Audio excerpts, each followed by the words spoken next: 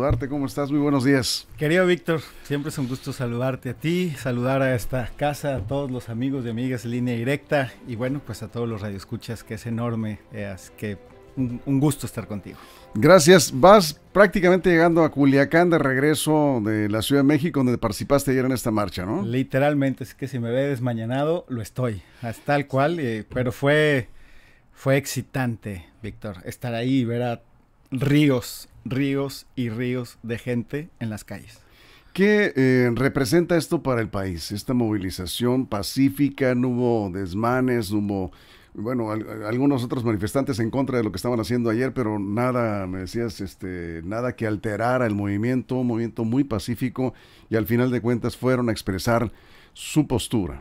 Tan pacífico como que había alguna gente ahí en un monumento, Cuauhtémoc, sí, en contra. Y bueno, pues unos decían una cosa, otros decían otro, pero convivían juntos.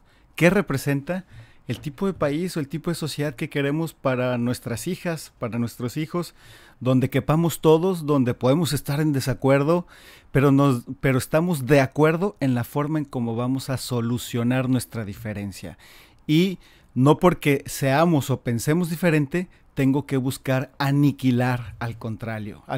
Entonces, creo que el tema del INE tiene que ver con esa lógica de libertad, donde todos cabemos y donde ya nos pusimos de acuerdo en cómo tomamos decisiones, y sería un error acabar con ese árbitro que nos garantiza la toma de decisiones.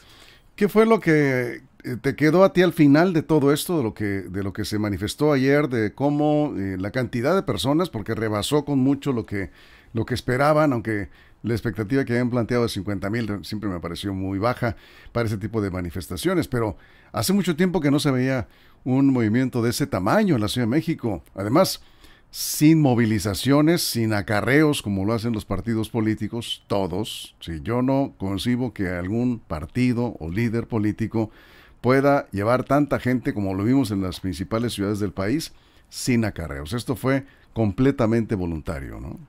Creo que el mensaje que se queda es ciudadanos de a pie saliendo a las calles porque creen en algo. Alguna vez me gusta decir en qué creen los que no creen. Me parece muy bien que este derecho de la diferencia incluso está para gente que hoy está en el poder y que no está de acuerdo con muchas cosas de quien hoy gobierna, y ellos los llevaron ahí, empezando por Pepe Woldenberg, José Woldenberg, que fue el orador. El único, ¿verdad? Fue el único orador, sí. Fue presidente del Partido Comunista, ¿no? Ha militado en la izquierda toda su vida. Negoció un tal señor en 1995 llamado Felipe Calderón, presidente del PAN, junto con otro señor llamado Andrés Manuel López Obrador, el nombramiento de José Woldenberg. Entonces, ¿cómo creas? Fue el primer organismo electoral autónomo, independiente del gobierno. Sí. Es el gran tema. ¿Y sí. con qué me quedo? La clase media, que es muy amplia, que es muy plural en nuestro país, salió por su propio pie.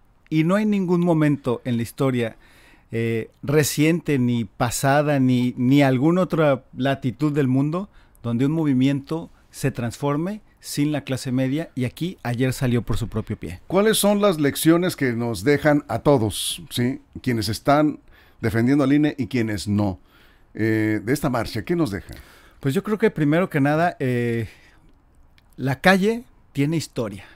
Y era imposible, yo hablo de mi propia experiencia, no estar ahí. Estuve en la marcha del 132, por ejemplo, con los jóvenes, en aquel momento de la campaña de Peña Nieto, y ver a los helicópteros, y entonces veías como la gente que estaba ahí marchando recordaba Tlatelolco, ¿no? Y volteaban a ver esos helicópteros.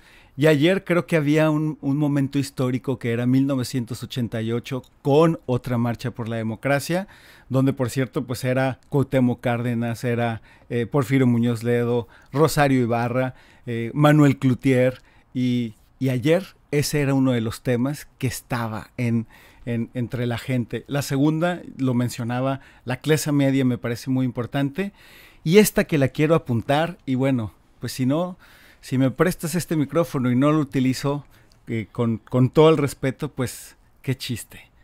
Creo que aquí hay un mensaje para el PRI.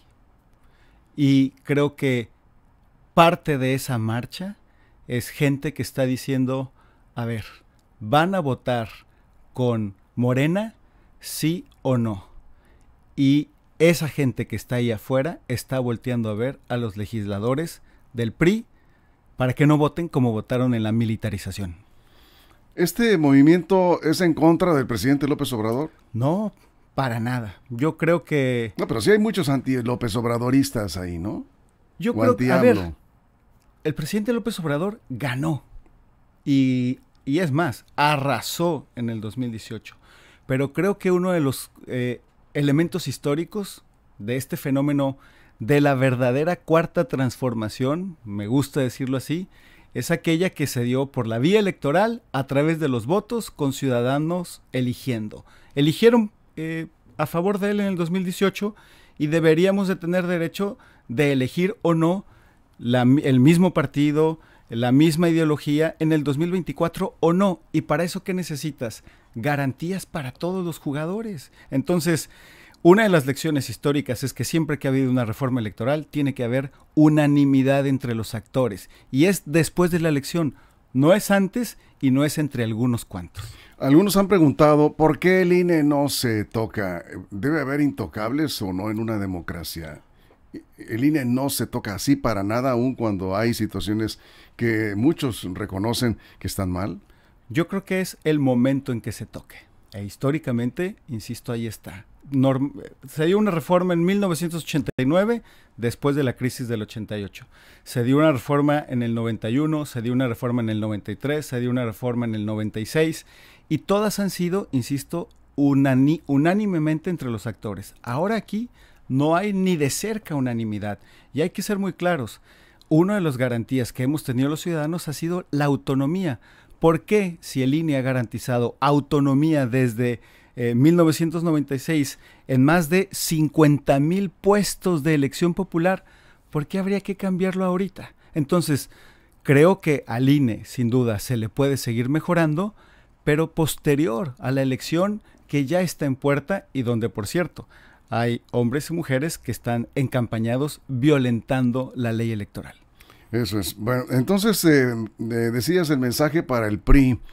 ¿Del PRI depende que se apruebe o no se apruebe esta reforma que está planteando López Obrador? Aritméticamente, sí, así de claro. Aritméticamente, si se juntara Morena y el PRI, suman los votos y hacen una reforma.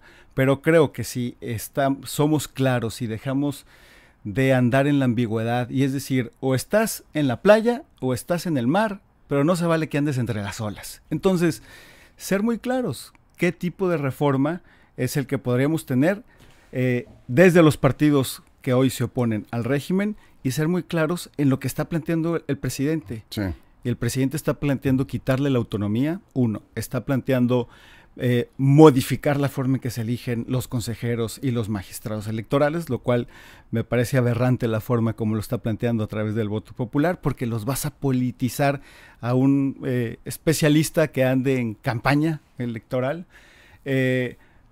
Está planteando, ojo, una fórmula electoral que en el fondo lo que va a hacer es que solamente pintemos las cámaras de representación, el Congreso y el Senado, de un solo color. Cuidado con esas trampas del mecanismo de la fórmula electoral.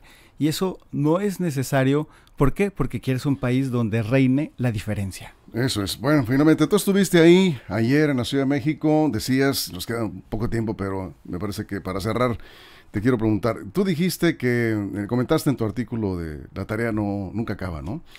Que es el despertar de la clase media.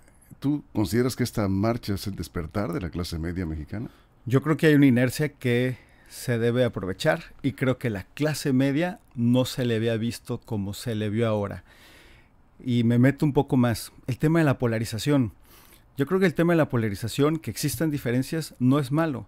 Es la simplificación de la polarización. Y la clase media debe estar consciente que hay una deuda social muy grande con muchos mexicanos. Así es que cuando salgamos a la calle, tienes que partir de decir cómo vamos a mejorar las condiciones de millones de mexicanos o de cientos de miles de sinaloenses. Pero a partir de ahí hay todo un proyecto que se debe desarrollar desde la diferencia y necesitamos un árbitro. Y ese árbitro no hay que tocarlo hoy. Eso es, muy bien. Juan Alfonso, pues como siempre, muchas gracias. Al contrario, muchísimas gracias a ti, querido. Me gusta saludarte. Juan Alfonso Mejía, vamos a una pausa y